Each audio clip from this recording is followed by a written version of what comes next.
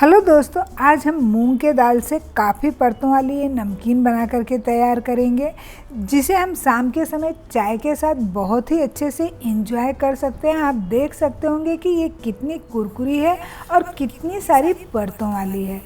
इस नमकीन को हम आज हेल्दी बनाएंगे। अक्सर मार्केट में जो मिलती है वो मैदे से मिलती है, इसे आज हम हेल्दी वर्जन में बनाएंगे। तो इसके लिए हमने यहाँ पर मूंग की दाल ले लिया है। ये धुली हुई जो मूंग की दाल आती है वो है, और 1 कप दाल को मैंने रात भर के लिए भिजा दिया था। आप 5 से 6 घंटे भी भिजा देंगे तो भी ये काम हो जाएगा। दाल हमारी एकदम अच्छे से सॉफ्ट भिजी हुई होनी चाहिए। देखिए, मैं उंगलियों से इसे तोड़ रही हूँ तो बहुत ही आसानी से ये टूट जा रही है। अब इसका पानी छान करके इसका हमें पेस्ट बनाना है। तो एक छन्नी से मैं छान करके जार में डायरेक्ट डाल दे रही हूँ। जितना कम पानी इसमें रहेगा उतना ज़्यादा अच्छा रहेगा।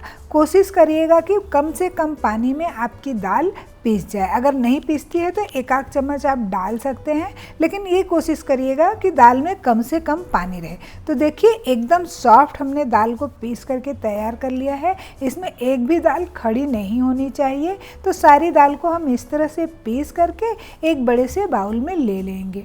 अब इसमें हम कुछ मसालों को ऐड कर लेते हैं। सबसे पहले यहाँ पर मैं टेस्ट के अकॉर्डिंग नमक डाल दूँगी।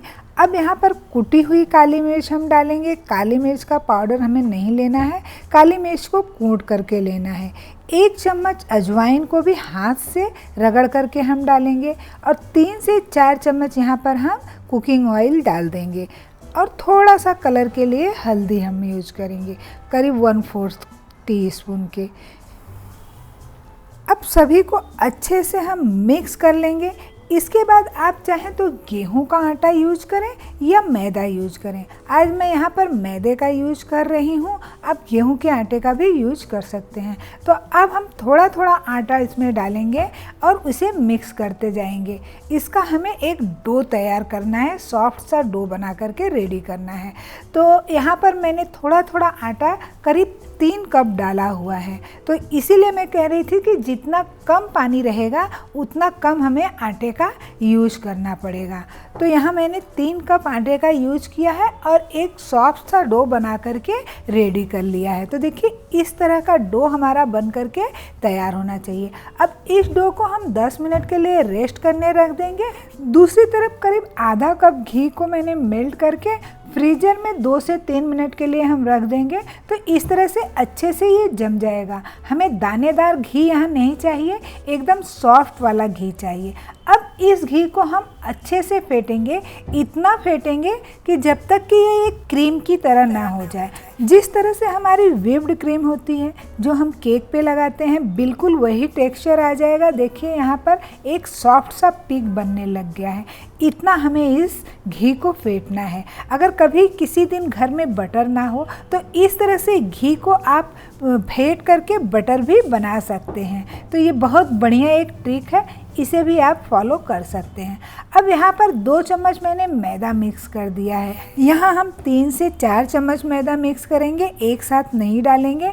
थोड़ा थोड़ा करके मैदा हम मिक्स करेंगे। बेसिकली हमें एक स्लरी जैसे बनाना है, जिसको कि हम अपने नमकीन के ऊपर अप्लाई करने वाले हैं। तो इसे मैं बना करके रख लेती हूँ, फिर कैसे अप्लाई करेंगे वो आगे मैं आपको स्टेप बाय स्टेप बताते रहूँगी। तो देखिए, इस तरह से हमारी ये स्लरी बन करके तैयार हो चुकी है और हमारा आटा भी सेट हो चुका है। अब आटे की हम लोइयाँ बना करके तैयार करेंगे। जिस तरह से पेड़े, आप रोटी के पेड़े बनाते हैं ना, बिल्कुल उसी तरह से, लेकिन थोड़ी सी बड़ी साइज़ का, ताकि हम अच्छे से इसे बेल करके और इसे फोल्ड कर सकें। तो देखिए, इतनी बड़ी बड़ी पेड़े मैंने बना करके रेडी कर लिए हैं। अब आप चाहे चकला ले लीजिए या कोई प्लेन सरफेस पे इसे इस तरह से बेल करके रेडी करना है। हमें थोड़ा सा हमें सूखा आटा या मैदा लगा लेना है और बेलन की मदद से पतला सा बेल लेना है। तो देखिए, मैं बेल करके आपको दिखाती हूँ कि हमें इसकी मोटाई कितनी रखनी है। बिल्कुल हमें अंदर से बाहर की तरफ बेलना है। ऐसा ना हो कि अंदर मोटा रहे और बाहर पतला हो जाए, या बाहर पतला रहे अंदर मोटा हो जाए। एक जैसा हमें बेल करके इसे रेडी करना है। तो मैं इसकी मोटाई भी आपको दिखा दे रही हूँ कि देखिए, इतना मोटा ये होना चाहिए। जितनी मोटी हमारी चपाती होती है उतना आप समझ लीजिए। अब इसके ऊपर हम अब जो स्लरी बना करके रखे हैं उसको अप्लाई करेंगे, और बहुत ज़्यादा नहीं लगाना है, हाथों की ही मदद से बहुत हल्का हल्का हमें लगाना है। आप अगर ब्रश से लगाएंगे तो ज़्यादा लगेगा, आपकी मर्ज़ी है कि हाथ से लगाना है या ब्रश से लगाना है। तो देखिए इस तरह से मैंने इसे लगा दिया है। अब इसके ऊपर हम सूखा हुआ मैदा थोड़ा से इस तरह से डस्ट कर देंगे, इसी से हमारी ये परतें बहुत बढ़िया सी खुलेंगी। अब इसे हम फोल्ड भी कर लेते हैं। तो देखिए दो तरफ से हमें ऐसे फोल्ड करना है, और फिर इसके ऊपर भी हम फिर से थोड़ी सी स्लरी लगाएंगे अपने घी वाली। अच्छे से इसे भी लगा करके फिर हम ऊपर से फिर मैदा छिड़केंगे, और फिर दूसरी तरफ से भी हम इसे इस तरह से फोल्ड कर लेंगे। तो हमें इसे चारों तरफ से एक बार फोल्ड कर लेना है, और स्लरी को हर फोल्ड पे लगाना है, ऊपर से सूखा मैदा छिड़कना है। तो बहुत ही बढ़िया से आपको इसे इस तरह से फोल्ड कर लेना है, और मैदा छिड़कना ज़रूरी है, तभी हमारी परतें जो है ना अच्छे से खुल करके आएंगी। अब इसे हम हल्का सा बेल लेते हैं। इस वक्त इसे हमें हल्के हाथों से ही बेल करके थोड़ा सा बड़ा कर लेना है। तो देखिए चारों तरफ से हम इसे बेलेंगे, और इसे चौरस जितना हो सके आप चौरस बेलिए, और फिर से थोड़ी स्लरी हम लगा लेंगे इस तरह से हमारी घी वाली, और अच्छे से हम इसे फैला देंगे, ऊपर से मैदा छिड़क देंगे। और इसी तरह से हमें 2-3 बार इसे फोल्ड करना है, ताकि इसमें ज़्यादा से ज़्यादा लेयर्स बन सकें। और लास्ट वाली लेयर पे इस तरह से हम फोल्ड करेंगे, और फिर से अपनी स्लरी लगा करके मैदा छिड़क करके एक ही फोल्ड करेंगे इस बार, और हल्का सा इसे हम बेल देंगे। तो देखिए इस बार इसे हमें लंबाई में बेलना है, हल्के हाथों से इस तरह से थोड़ा सा हम इसे लंबा करेंगे, ताकि हमारी जो नमकीन है, जो खारी है, बहुत अच्छे से लंबी लंबी बन सके।